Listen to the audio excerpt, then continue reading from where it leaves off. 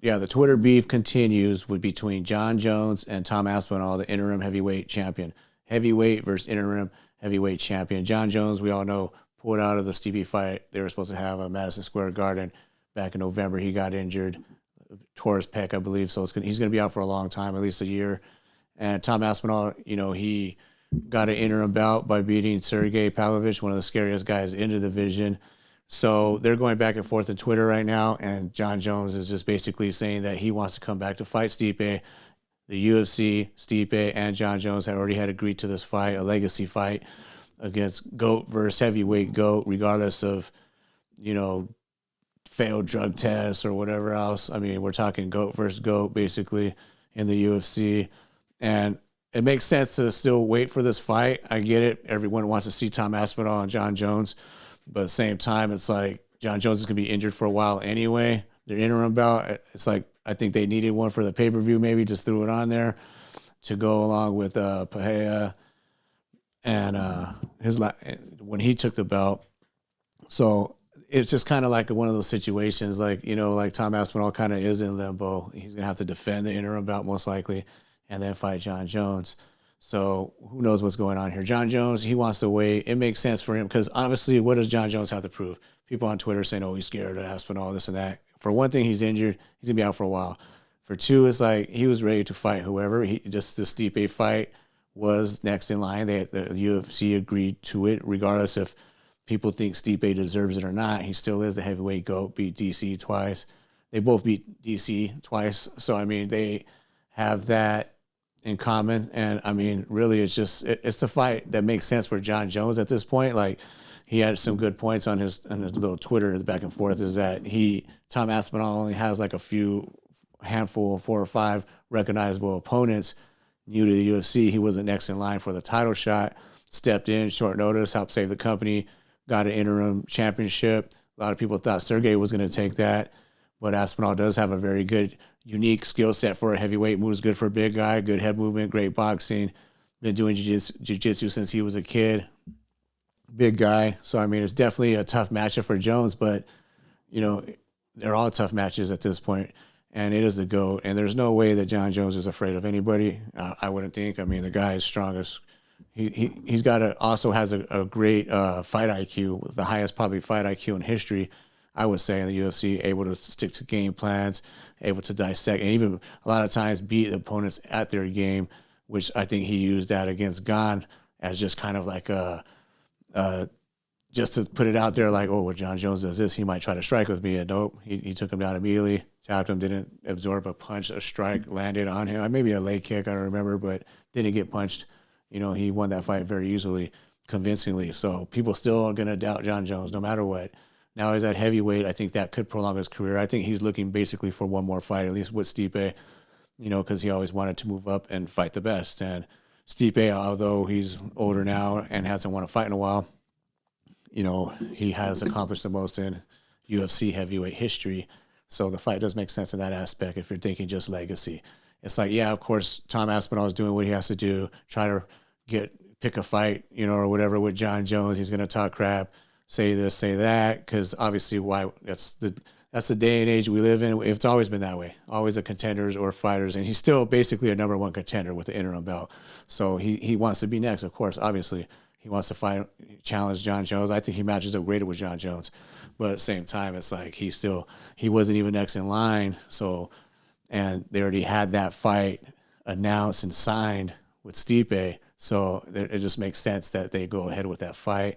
Let me know what you guys think with the Twitter beef. I mean, John Jones definitely got the better of him just by saying, like, my resume, I mean, it speaks for itself for one.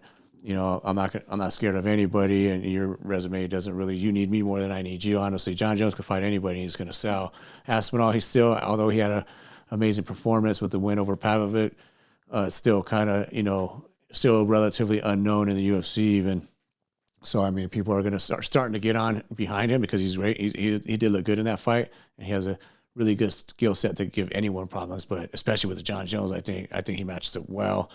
But at the same time, it's like it's still a number 1 contender, you know what I mean? So he's got to just, it is what it is type thing, you know, and John Jones is going to call the shots. UFC is not just going to throw him to wherever, just change plans without checking him. He's not on the Conor level, but he's still calling his own shots. He's going to do what he wants to do anyway. He's John Jones. He was ready to fight Francis Ngannou, and then he left the company instead of fighting him. So he can't, and that's one of the biggest, baddest, scariest guys on the planet. So there's no way John Jones is scared of Tom Aspinall. But, you know, I get where Aspinall's coming to. He's younger, he's hungry, you know, he's just won the belt, you know, coming off that had to be a big ego boost. And like I said, he matches up well with him. There's stuff that he could exploit maybe against John Jones. So he wants that fight, and he's going to do whatever he can to get it. There's really nobody else to fight, I don't think, right now in heavyweight. So unless there's like an Alex Pereira situation where he moves up and fights, you know, Aspinall for his potential third belt in the UFC, third weight division, but third weight class. But I think that's another one. 300 UFC 300. What's going on? You know what I mean? They announced a couple of fights. Charles Oliveira against Arman Tsarukyan for basically the number one contender spot of the lightweight division, right? So they'll be next in line. And then they announced Dustin Poirier against BSD, God of War, Benoit Saint Denis, and who's just coming off a crazy knockout victory over Matt Favola back in November. And so that guy's 13-1, crazy striker. You know, Poirier hasn't fought since he lost in, I believe it was July in Utah when he got head kick knocked out by Justin Gaethje. So he at least Poirier, for him, he did take a lot of time off because they're not slated to fight until March. I believe it's a UFC 299. So it gave him plenty of time to get his brain to heal, whatever, you know what I mean, he has to do to recover, and plenty of time to come back at full potential and strength, hopefully. We'll see. I mean, who knows? Some people are never the same after that knockout loss like that, as devastating as that was, head kick knockout. But and he's going against another very dangerous striker. But Poirier has a lot of tools. He's a wily vet, not that easy to hit, for one, and for two, he's just dangerous everywhere. So, I mean, and has faced everybody in the division, basically. I mean, as far as his experience, I mean, he's seen it all at this point in his career. So, definitely going to be a great matchup to watch. Same thing with Oliveira and Tsarukyan. Early favorite, I'm leaning Tsarukyan a little just because he's been a little bit more active. Oliveira's been hurt, and he does get hurt a lot.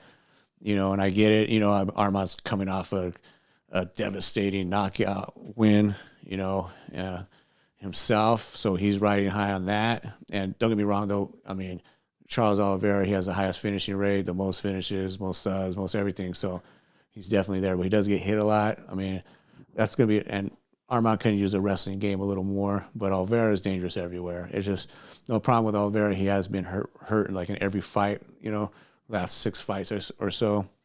So that's one thing. It's kind of like, I don't know, that's the thing that holds me back. But it's still obviously a 50-50 fight, but 51-49 type situation. But I'm leaning Arman at this point. But we'll see what happens, you know, just because he's younger, hungry, strong, getting better. And he did have the closest fight with Islam, where other than Volk, where a lot of, you know, he could have, there was a lot of points in that fight where he actually out wrestled Islam and out grappled him.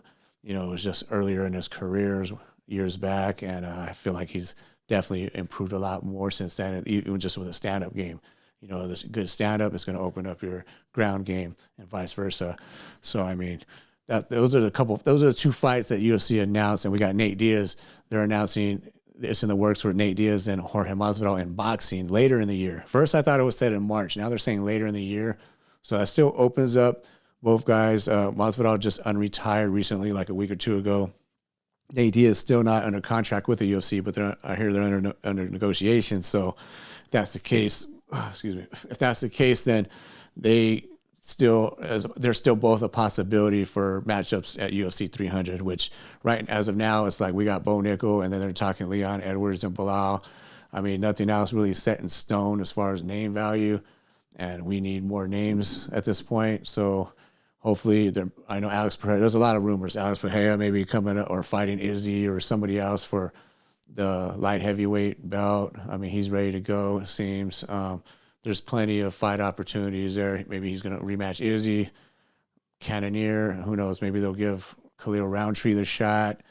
I mean, we don't know, but we want answers. Uncle Dana, we're waiting impatiently at this point because all the fights the next 3 months are pretty much laid out, and we don't know what's going to happen with UFC 300 yet. So, but I'm pretty sure the UFC has something up their sleeve where they're definitely got something that they're in the works, or they're going to announce something soon. They have to. So everybody wants to know. MMA inquiring minds want to know.